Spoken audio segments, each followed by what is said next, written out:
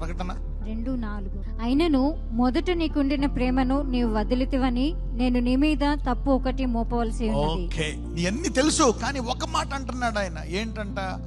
మొదటి ప్రేమను వదిలేసావంట. నీవు ఏ స్థితిలో నుండి పడితివో అది జ్ఞాపకము చేసుకొని మారు మనసు పొంది ఆ మొదటి క్రియలను చేయము.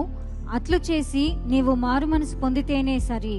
లేని యెడల నేను నీ యొద్దకు వచ్చి నీ దీపస్తంభమును దాని చోట నుండి తీసివేతును. ఒక వార్నింగ్ ఇస్తున్నాడు. ముందు పొగిడాడు, నీ బాధలన్నీ తెలుసు అంటున్నాడు. ఇప్పుడు ఏం చేస్తున్నాడు?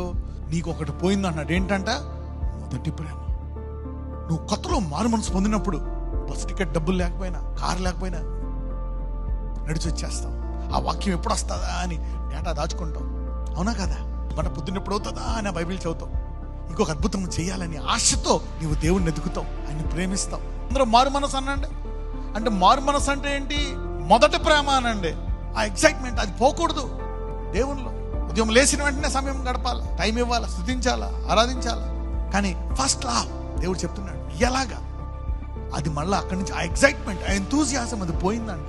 సో లేచిన వెంటనే నా దేవుని సన్నిధిలోకి వెళ్ళాలా, ప్రార్థించాలా, వాక్యాన్ని చదివి స్తుతించి నేను వస్తాను.